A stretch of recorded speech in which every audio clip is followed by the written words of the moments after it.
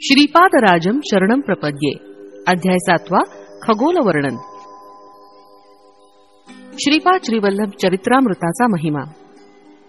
पहाटे श्री तिरुमलदासांनी आपलं आन्निक उरकून सांगण्यास सुरुवात केली. ते म्हणाले, अरे शंकर भट्टा, श्रीपाद वल्लभांचं दिव्य चरित्र अद्भुत, अतर्क्य आणि अपूर्व असं आहे. त्यांचं दिव्य चरित्र लेखन करण्याचं महत् भाग्य तुला लाभलंय. असा हा दिव्य योग श्रींच्या संकल्पानं तुला लाभला आहे. श्रीपादांचं एकाच वेळी अनेक ठिकाणी प्रकट होणं.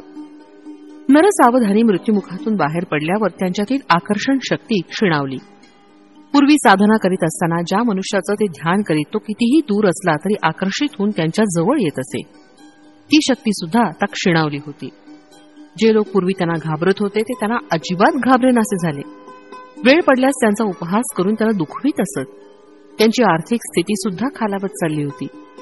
2 वेळच्या पोटभर जेवणाची सुद्धा काही वेळा भ्रांत पडत असे.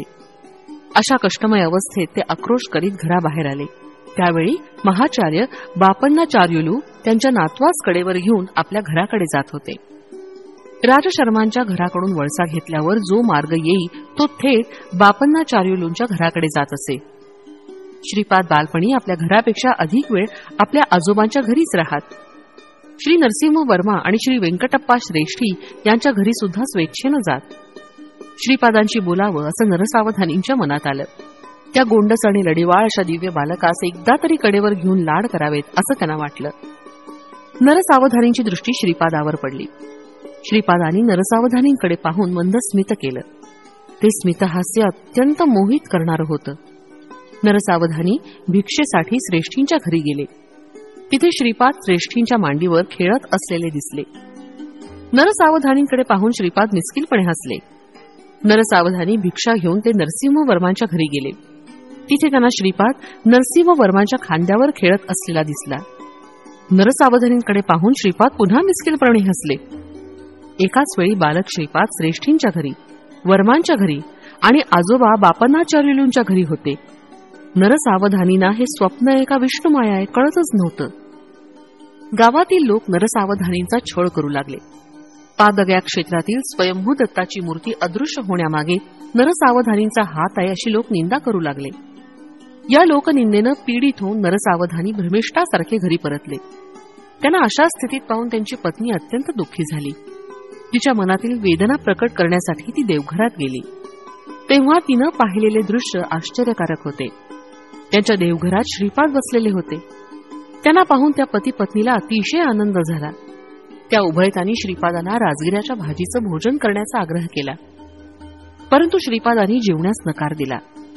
काल, कर्म आणि कारण या तिन्हींचा एकाच वेळी संयोग झाल्यास असे अलभ्य योग जुळून येतात. विवेकवंत अशा योगांचे लाभ करून घेतात, तर अविवेकी या लाभास मुकतात.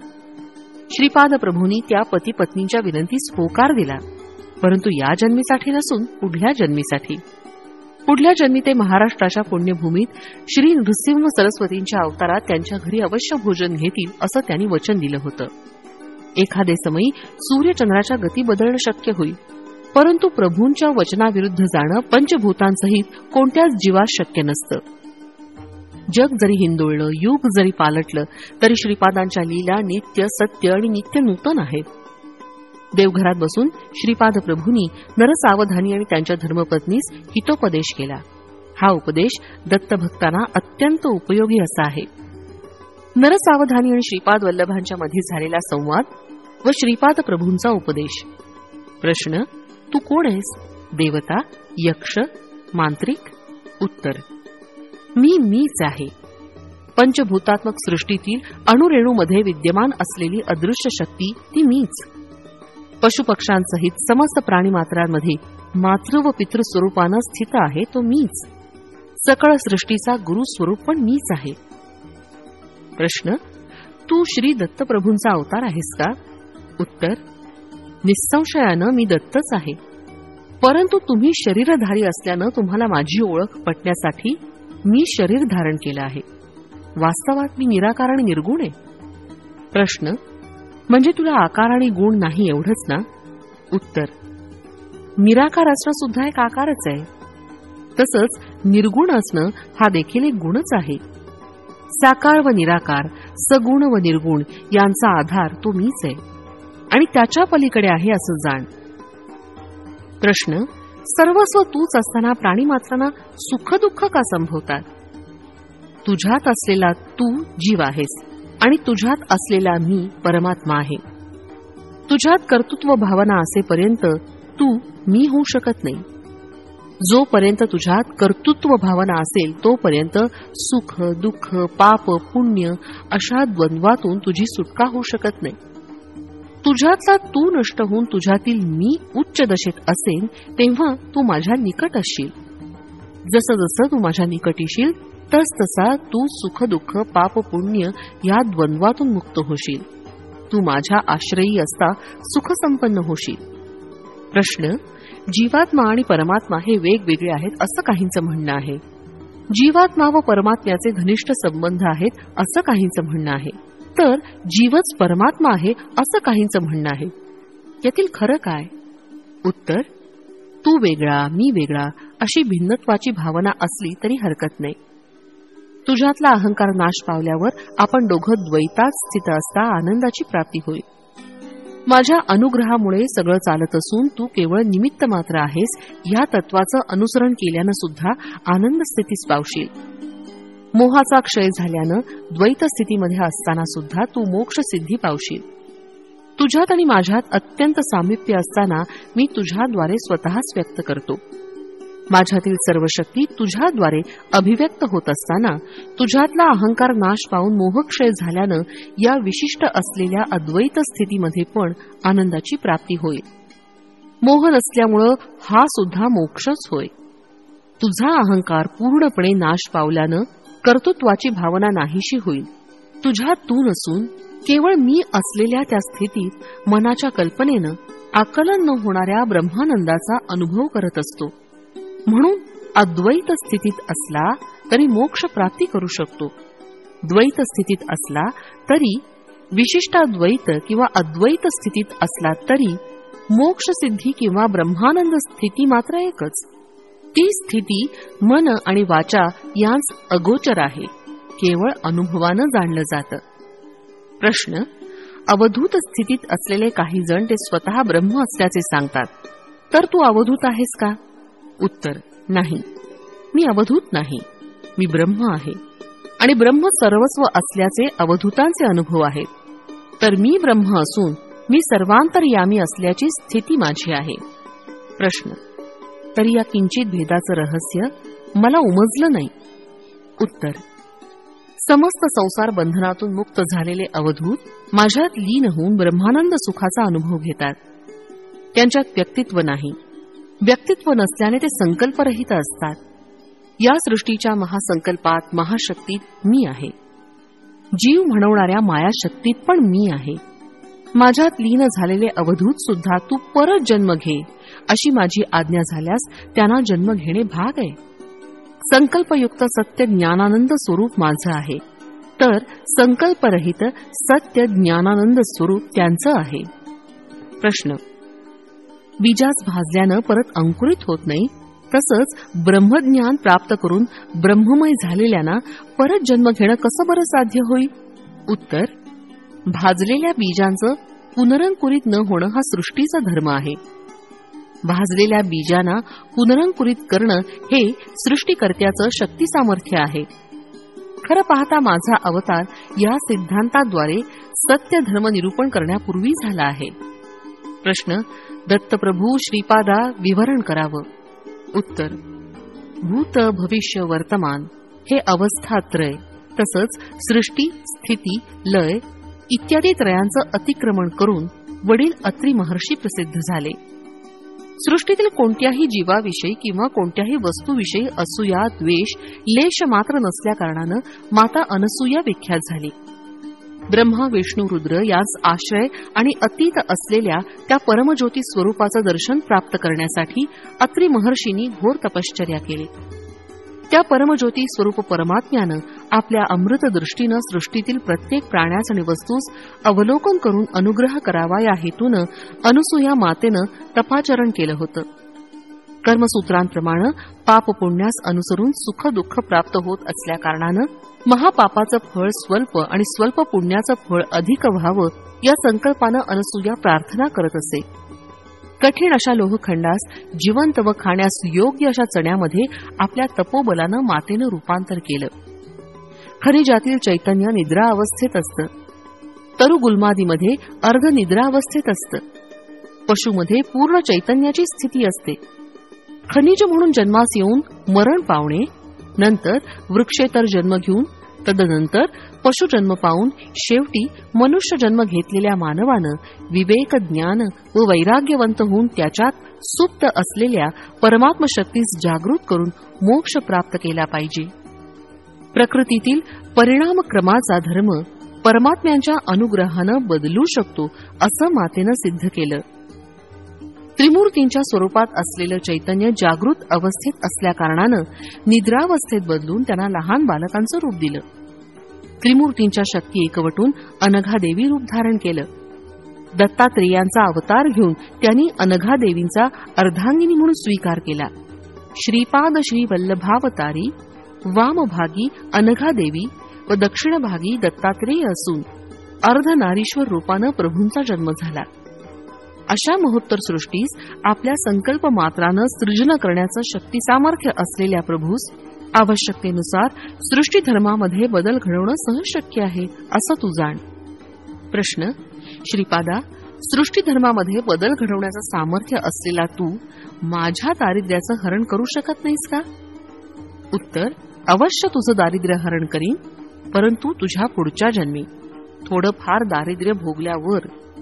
राजगिऱ्याचा विषय अगदी क्षुल्लक होता, तरी तुला राजगिऱ्यावर इतका मोह होता. आई वडील किंवा आजोबा कोणाकडून याचना केली नव्हती. माझ्यासारख्या बालकाचा आहार असणार तू किती. राजगिऱ्याची इच्छा झाल्याबरोबर तू दिलं असतं तर आजची स्थिती उद्भवली नसती. पण आता ती वेळ गेली. तुझ्या मनातील मालिन्य दूर करण्यासाठी तुझं हे जीवन पुरणार नाही. प्रत्येक मनुष्य आपलं पुण्यफल आयुष्य ऐश्वर्य, कीर्ती, धन, सौंदर्य इत्यादी रूपानं पावतो. पापाचं फल म्हणून दारिद्र्य, अल्पायुषी, कुरूप, कुख्याती इत्यादी पावतो. तुझ्या पुण्याचा अधिक भाग काढून तुला आयुष्य दिलं, जेणेकरून तुझं पुण्य खर्च झालं. आता तुझं पाप जास्त असल्या कारणानं दारिद्र्य भोगलं पाहिजे. तरी स्वयंभू दत्ताची आराधना केल्या कारणानं दारिद्र्य असलं तरी 2 वेळचं अन्न तुला लाभेल असा तुला माझा आशीर्वाद आहे. प्रश्न: हे श्रीपादा, वर्णाश्रम धर्माप्रमाणे वर्तन करावं असा शास्त्रांचा निर्धार आहे. तुमच्या आजोबांनी वैश्यांना पण वेदोक्त पद्धतीनं उपनयन करता येईल असा जो निर्णय दिला तो चुकीचा नाही का? उत्तर: सत्य ऋषीश्वरांच्या निर्णयात खोट शोधण्याचा प्रयत्न केल्यामुळे तुझी जिव्हा छाटून टाकली पाहिजे. आजोबा म्हणजे तुला कोण वाटतं? ते साक्षात भास्कराचार्य होत. विष्णुदत्त व सुशीला स्वार्थ म्हणजे काय ठाऊक नसलेले परम पवित्र अशी दंपती. त्यांना माझे माता पिता म्हणून जन्मास घालावं असा आदेश मी काल व कर्मदेवांना दिला. नरसिंह वर्म्यांचे पूर्वज श्री लक्ष्मी नृसिंह स्वामीचे अनन्य भक्त. सिंहचली होत असलेल्या यज्ञयागात विशिष्ट अन्नदान केलेलं पवित्र घराणं. मी पीठिकापुरी जन्म घेण्यापूर्वीपासून एका क्रमपद्धतीनं ही घटना घडवून आणली. त्या 3 घराण्याशी असलेले ऋणानुबंध एका जन्मात फेडले जाऊ शकत नाही किंवा एका अवतार काळात समाप्त करण्यासारखे नाहीत. माझे वरदहस्त त्यांच्यावर वंशोवंशी असेल. माझ्या छत्रछायेत ते निश्चिंत राहतील. भक्ताच श्रीपादांचं अभय. आता माझ्याविषयी बोलायचं असलं तर काहीही किंमत नसलेला राजगिरा तू मला देऊ शकला नाहीस. मी भोजन केल्यास लाख ब्राह्मण भोजनाचं पुण्य तुला लाभलं असतं. तू खराच दुर्दैवी आहेस. धर्म कुठले अधर्म कुठले याविषयी वाद असेल तर शास्त्रांचा आश्रय घेतला पाहिजे. शास्त्राप्रमाणे आचरण करावं किंवा करू नये ह्याविषयी मीमांसा होत असेल तेव्हा निर्मल अंतःकरण असलेल्या सत्पुरुषांचं म्हणणं शास्त्र ठरतं. ते म्हणतील ते वेदवाक्यासमान असून धर्मसंमत असतं. त्यांनी अधर्मानं निर्णय द्यायचा प्रयत्न जरी केला तर धर्मदेवता त्यांना अधर्म मार्गानं परावृत्त करून धर्मसंमत असलेले निर्णय देण्यास बाध्य करते. हिंसा करणं पाप आहे असं शास्त्र सांगतं. पण श्रीकृष्ण परमात्म्याच्या समक्ष झालेलं युद्ध धर्मयुद्ध झालं. कौरव पांडवांचं युद्ध धर्मयुद्ध आणि युद्ध झालेलं स्थळ धर्मक्षेत्र म्हणून प्रख्यात झालं. यज्ञ करणं पुण्यफलप्रद आहे, परंतु परमात्म्याचं स्वरूप असलेल्या शिवास आवाहन न करता केलेल्या दक्षाच्या यज्ञाचं शेवटी युद्धात रूपांतर झालं. दक्षाचं शीर आणि धड वेगळं झालं. नंतर त्याला अजाचं शीर लावण्यात आलं. रोग्यास पित्त प्रकोप झाल्यास वैद्य लिंबू, आवळा इत्यादींनी उपचार करतो. शरीराचा जर एखादा भाग नासल्यास तो भाग शस्त्रानं छेदून रोगाचं निदान करतो. मी पण तसाच आहे. माझ्या देवतांचे अंश आहेत, तसंच राक्षसाचे अंश पण आहेत. मी उन्मत्तासारखा, पिशाच्यासारखा, राक्षसासारखा पण व्यवहार करतो. माझ्या अंतर्गत जीवाविषयी अत्यंत करुणा असल्यामुळे तुमचे स्वभाव, तुमचे शुभाशुभ कर्म याच अनुसरून मी वर्तन करत असतो. अनन्य शरणागत झालेल्या माझ्या भक्तांचे हात मी सोडत नाही. दूर देशी असलेल्या माझ्या भक्तास माझ्या क्षेत्री आणतो. ऋषीचं कुळ आणि नदीचं मूळ विचारू नये.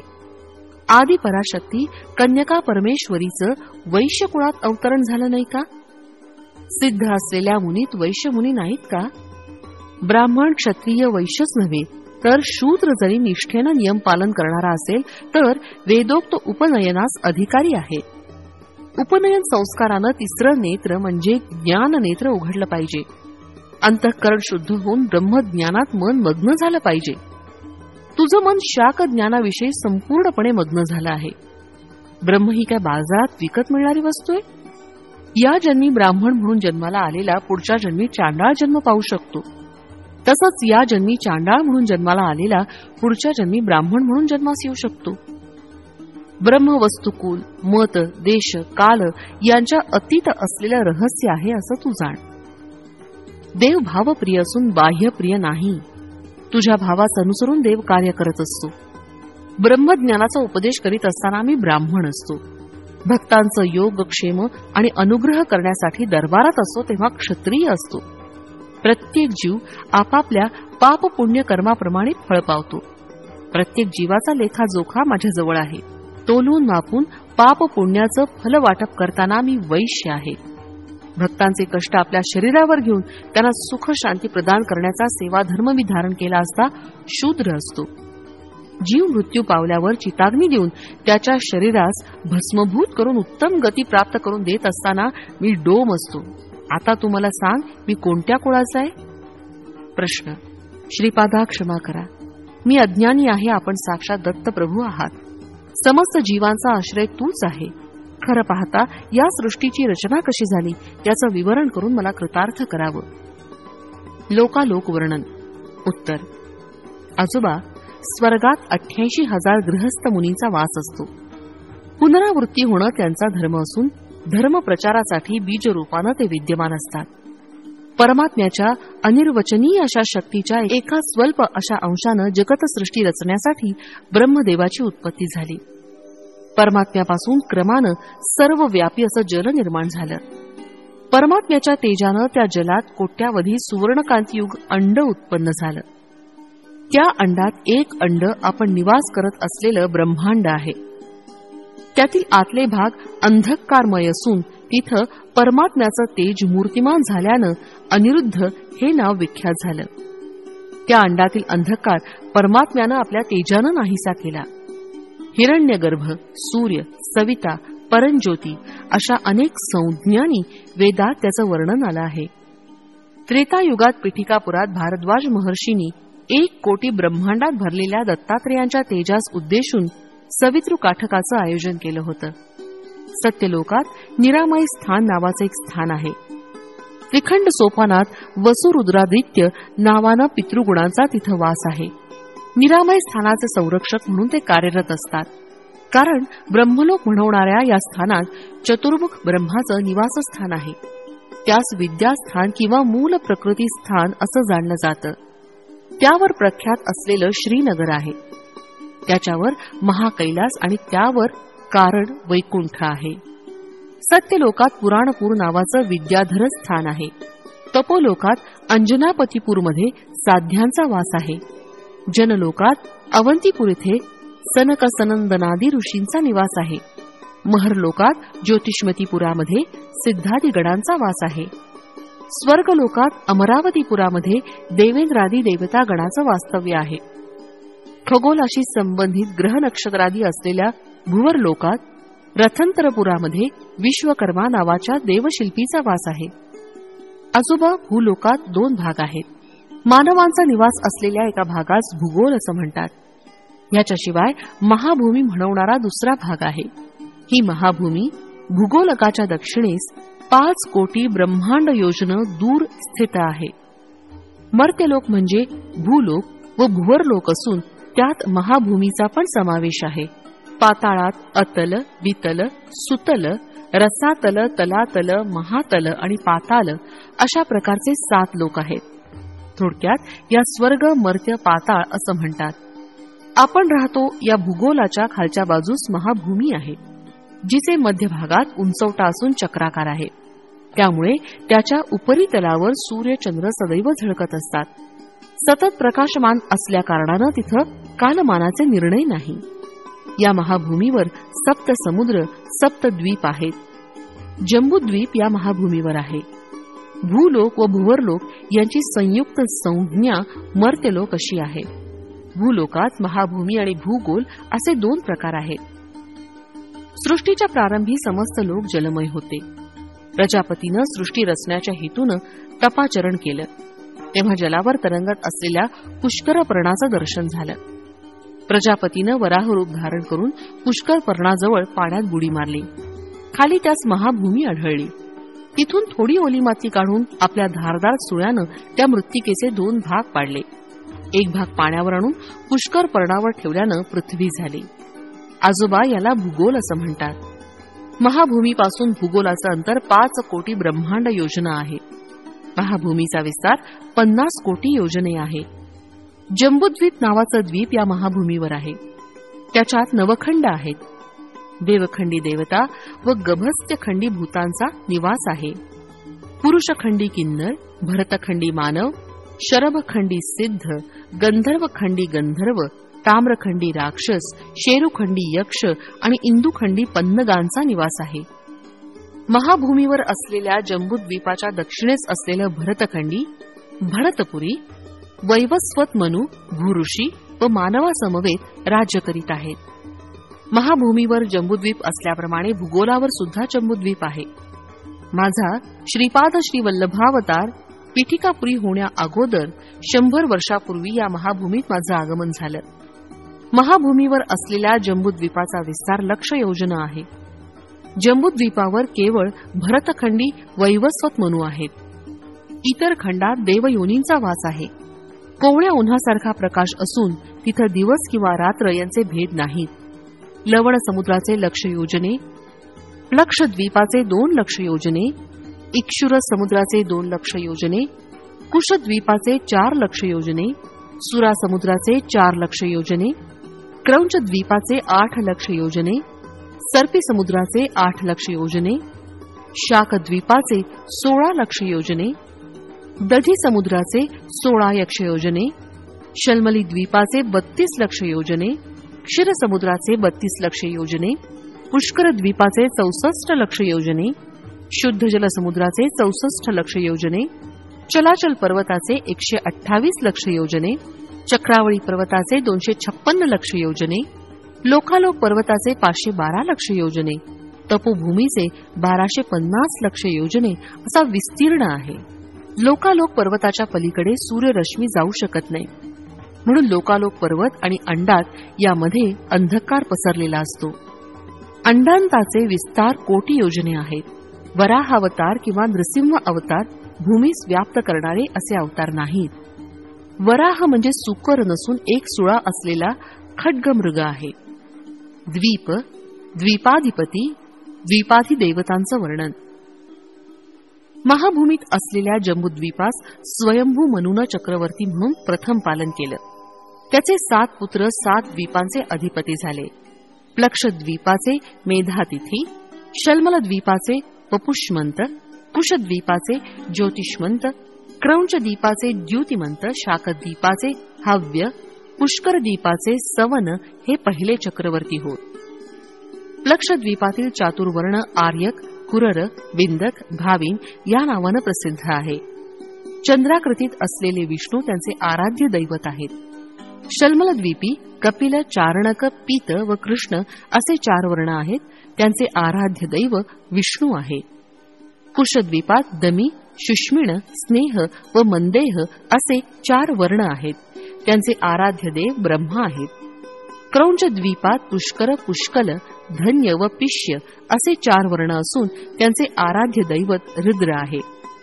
शाकद्वीपात मंग, मागध, मानस व मंद असे वर्ण असून सूर्य भगवानाची ते उपासना करीत. पुष्कर द्वीपात मात्र चातुर्वर्ण नाही. सगळे देवतांच्या सारखे रोग आणि शोकमुक्त असून आनंदानं कालक्रमण करतात. त्यांचे आराध्य दैवत ब्रह्मा आहे. आपल्या भूलोकात जंबूद्वीपामध्ये भरतवर्ष, किमपुरुष वर्ष, हरिवर्ष, केतुमाल्य वर्ष, ईलावृत्त वर्ष, भद्राश्व वर्ष, रम्यक वर्ष, हिरण्यक वर्ष, कुरुवर्ष या नावांचे भाग आहेत. महाभूमी गोलाकार असून मध्यभागी कासवाच्या पाठीप्रमाणे उंच आहे.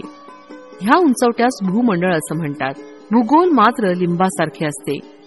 महाभूमी मेरू रेखेस वळसा घेऊन ब्रह्मांडाच्या टोकापर्यंत व्यापून आहे. भूगोल मात्र ज्योतिषचक्राच्या समांतरावर मध्यभागी स्थित आहे. महाभूमीच्या मध्यभागी असलेले मेरू रेखेच्या भोवती जंबूद्वीप आहे. त्याच्या भोवती 7 समुद्र द्वीपादी आहेत. भूगोलाच्या उत्तरार्धास देवभाग व दक्षिणार्धास असुर भाग असं म्हणतात. महाभूमीच्या मध्यभागी मेरू दैदिप्यमान असून जीवांस पालन करणाऱ्या मनुचं निवासस्थान आहे. भूगोल जीवांचं निवासस्थान आहे. महाभूमीच्या भोवती असलेलं चक्रवाळ पर्वत शिखरी ज्योतिषचक्र स्थित आहे. भूगोल मात्र यापेक्षा भिन्न आहे. 7 कक्षांनी आवृत्त असलेलं ज्योतिषचक्र भूगोलाची रोज एक प्रदक्षिणा करत आहे. महाभूमीत शीतोष्ण वातादी कमी असून सदैव प्रकाशमान असल्या कारणानं नित्य दिवस असल्याने काळाचे व्यत्यास नाही. भूगोलात त्याच्या विपरीत आहे. महाभूमी केवळ पुण्यफल अनुभवण्यास प्राप्त करण्यास योग्य आहे. स्थूल शरीरानं अप्राप्य आहे. भूगोल पुण्य मिळवण्यासाठी असलेली कर्मभूमी असून स्थूल शरीरधारी राहण्याची भूमी होय. महाभूमीवर मनुप्रलयाशिवाय दुसरे प्रलय उद्भवत नाहीत. भूलोकात युगप्रलय, महायुगप्रलय, मनुप्रलय इत्यादी घडतात. महाभूमीस धात्री, विधात्री अशी नावं आहेत. भूगोलास मही, उर्वी, क्षिती, पृथ्वी, भूमी अशी नावं आहेत. आजोबा पाताळ लोकाविषयी सांगतो, ऐका. अतल इथे पिशाचगण, वितल लोकात गुह्यक, सुतल लोकात राक्षस, रसातलात भूत, तलातलात यक्ष, महातलात पितर व पाताळात पन्नगांचा वास आहे. लोकातील निवासी, लोकाधिपती व खंडांचं विवरण. वितल लोकाचा व नवनिधींचा अधिपती कुबेर आहे. हा ब्रह्मांडाचा कोशाधिपती असून उत्तर दिशेस अलकापुरी इथं याचा वास आहे. वितल लोकाच्या मेरूच्या पश्चिमेस योगिनीपुरात मय राहतो. हा राक्षसांचा शिल्पी असून त्यानं त्रिपुरासुरास आकाशास उंच विहार करण्यास योग्य असं त्रिपुर निर्माण करून दिलं. सुतलातील वैवस्वतपुरात यमाचं अधिपत्य आहे. हा दक्षिण दिशेचा अधिपती आहे. या नगरीत प्रवेश करण्यापूर्वी अग्निहोत्रा नदी आहे. या नदीस वैतरणी असं म्हणतात. पुण्यवंतांस ही नदी सुलभ रीतीनं ओलांडता येते तर पापात्म्यास अति कष्टदायक ठरते. रसतलात पुण्यनगर इथे निवृत्ती नावाचा दैत्य राज्य करतो. हा नैऋत्य दिशेचा अधिपती आहे. तलातल लोकात धनिष्ठापुरात पिशाचगणाबरोबर वेताळाचं राज्य आहे. महातलात कैलासपुरी सर्वभूत गणासहित कात्यायनीपती ईशान आहे. तो ईशान्य दिशेचा अधिपती होय. पाताळात वैकुंठ नगर आहे. त्यात श्रीमन्नारायण पाताळात असलेल्या असुरांसहित वासुकी इत्यादी सर्पश्रेष्ठांबरोबर शेषशायी होऊन विराजमान आहेत. ह्याच श्वेतद्वीपात असलेले कार्य वैकुंठ असं म्हणतात. पाताळ लोकात त्रिखंड सोपान आहे. प्रथम खंडात अनंग जीवांचा निवास आहे. द्वितीय खंडात प्रेतगणांचा वास आहे. तृतीय खंडात यातनामय शरीर प्राप्त झालेले जीव दुःखानं आक्रोश करत असतात.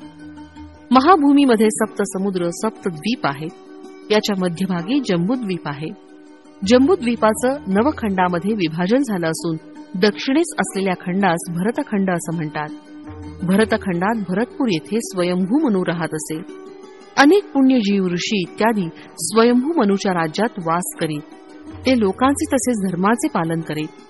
महाभूमीवर सप्तद्वीपाभोवती चराचर, चक्रवाळ, लोकालोक असे पर्वत स्वर्गलोकापर्यंत व्यापून आहेत. हे कांती किरणांच आपल्यामधून कधीच प्रसारित होऊ देत नाहीत. महाभूमीच्या खाली 7 अधोलोक आहेत. ह्या सप्तपाताळाचं म्हणतात. अतल लोकात पिशाच्यांचा निवास आहे. वितल लोकात अलकापुरीत कुबेर असतो व योगिनीपुरात राक्षसांसमवेत मय असतो. सुतल लोकात राजा बळी आपल्या परिवारासह असतो. वैवस्वतपूर यमाचं निवासस्थान असून तेथील नरकात पापी जीव यातना भोगतात.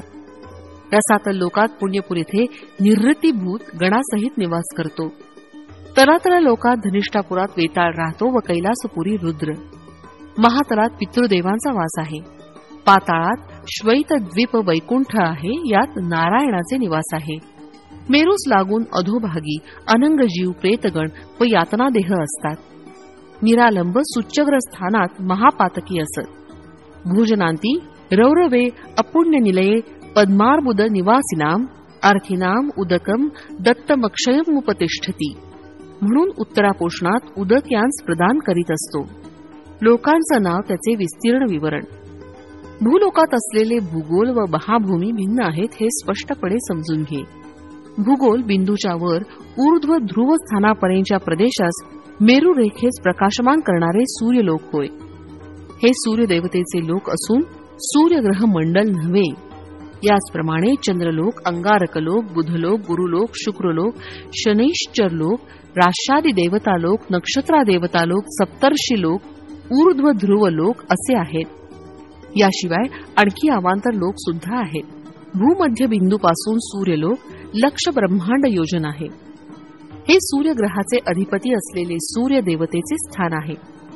भूमध्य बिंदूपासून चंद्रलोक 2 लक्ष ब्रह्मांड योजन, अंगारकलोक 3 लक्ष ब्रह्मांड योजन, बुधलोक 5 लक्ष ब्रह्मांड योजन, गुरुलोक 7 लक्ष ब्रह्मांड योजन, शुक्रलोक 9 लक्ष ब्रह्मांड योजन, शनैश्वर लोक 11 लक्ष ब्रह्मांड योजन, राष्ट्रादी देवतालोक 12 लक्ष ब्रह्मांड योजन, नक्षत्रादी देवतालोक 13 लक्ष ब्रह्मांड योजन, सप्तऋषी लोक 14 लक्ष ब्रह्मांड योजन, ध्रुवलोक 15 लक्ष ब्रह्मांड योजन आहे. याप्रमाणे भूमध्य बिंदूपासून विविध अंतरावर स्वर्गलोक, महरलोक, जनलोक, तपोलोक, सत्यलोक आहेत. भूमध्य बिंदूपासून ब्रह्मांडास भोवती भिंतीसारखं म्हणजे अंडांतापर्यंत 24,50,00,000 ब्रह्मांड योजनांचं अंतर आहे. भूमध्य बिंदूपासून अंडांताच्या बाहेरपर्यंत 25,50,00,000 ब्रह्मांड योजनांचं अंतर आहे. भूलोक, भुवरलोक आणि स्वरलोक प्रत्येकाळी नाश पावतात. स्वरलोकावरील महरलोक थोडंफार नाश पावून थोडं स्थिर राहतात. त्यावर असलेले जन, तप व सत्यलोक ब्रह्माच्या आयुष्याच्या अंती नाश पावतात. स्वर्ग म्हणजे स्वरलोक, महरलोक, जनलोक, तपोलोक, सत्यलोक व अंडांतापर्यंतचा प्रदेश. दत्त म्हणजे कोण? आजोबा, दत्त तत्व तुला अनुभवायचं असेल तर लक्ष वेळा जन्म घेतले पाहिजेत. कोट्यानुकोटी ब्रह्मांडास व्याप्त करून त्याचं अतिक्रमण करून असलेलं एकमेव तेजो महाराशी म्हणजे दत्त असं समज. ते दत्तप्रभूच तुझ्या समोर असलेले श्रीपाद श्री वल्लभ आहेत असं जाण. श्री चरणांनी केलेला हितोपदेश ऐकून नरसावधानी आणि त्यांची पत्नी चकित झाले. 1 वर्षाच्या बालकानं, साधिकारानं एवढे महत्वपूर्ण व गहन असे विषय सांगणं आणि स्वतः दत्त असल्याचे निरूपण ऐकल्यावर नरसावधानी आणि त्यांच्या पत्नीस राहवलं नाही. ते ढसढसा रडू लागले. त्या दिव्य शिशूचे श्रीचरण स्पर्श करावे अशी इच्छा व्यक्त केली. त्यास श्रीपादांनी नकार दिला. नरसावधानी आणि त्यांची पत्नी जागच्या जागी खिळून राहिले. श्रीपाद पुढे म्हणाले, मी दत्त आहे. कोट्यानुकोटी ब्रह्मांडात व्याप्त असलेलं एकमेव तत्व मीच आहे. दिग हेच वस्त्र म्हणून दिगंबर आहे. जे कोणी त्रिकरण शुद्धीनं दत्त दिगंबरा, श्रीपाद श्रीवल्लभ दिगंबरा, नरसिंह सरस्वती दिगंबरा म्हणून भजन कीर्तन करतात तिथं मी सूक्ष्म रूपानं सदैव असतो. माझे मातामह असलेले श्री बापनार्य परप्रांतातून पादगया क्षेत्री श्राद्धादी कर्म करण्यास असलेल्या लोकांस सेवाभावानं भोजन व राहण्याची सोय करीत असताना काही लोकांना आक्षेप घेतला, कोठे आहे तुमचे स्वयंभू दत्त? अदृश्य झाले ना? तेव्हा श्रीपाद म्हणाले, तो दत्त मीच आहे. मी जन्म घेतलेल्या पवित्र ग्रहात राहण्यास आलेले नक्कीच पवित्र होतील. पितृदेवतांस अवश्य पुण्य लोकांची प्राप्ती होईल. जीवित असलेले जीवांचे तसंच मरण पावलेल्या जीवांचे योगक्षेम वहन करणारा प्रभू मीच आहे. मला जन्म मरण दोन्ही समान आहे. तरी तू स्वयंभू दत्ताची आराधना केल्याचं फळ हेच का, अशी व्यथा तुझ्या मनात आहे. तुझ्यावर आलेले आळ नाहीसे करण्यास स्वयंभू दत्ताचं दर्शन शीघ्र होईल आणि मूर्तीची प्रतिष्ठापना होईल. तुला मी आयुष्य दिलं, दत्त ध्यानी असू दे. पुढच्या जन्मी तुला अनुग्रह होईल असं आश्वासन देतो. या जन्मी माझ्या पादुका स्पर्श करण्याचं महापुण्य तुला नाही. कोट्यानुकोटी ब्रह्मांडाचं सृजन, रक्षण व लय करणारा एकैक प्रभू असा मी माझ्या वरद हस्तानी तुला आशीर्वाद देतो. महाभयंकर अशा ध्वनीनी श्रीचरणांचे शरीरातील अणुपरमाणू विघटित होऊन श्रीपाद अदृश्य झाले. बाबा रे शंकर भट्टा श्रीपादांनी स्वतः त्यांच्या नामाच्या शेवटी दिगंबरा नाम जोडून जप करण्याचं मर्म या प्रकारे निरोपलं. त्यांचं सर्व व्यापक तत्व, निराकार असलेलं ते तत्व साकार रूपात असं अवतरित झालं. हे आपल्या कल्पनेच्या बाहेर आहे. लहान मुलाच्या रूपानं गोंडस रूप धारण करून आलेल्या त्या जगतप्रभूच्या लहानपणापासून करीत असलेल्या लीलांना अंत कुठे. श्रीपाद श्रीवल्लभांचा जय जयकार असो. फलश्रुती, अज्ञान निवृत्ती, विवेक प्राप्ती.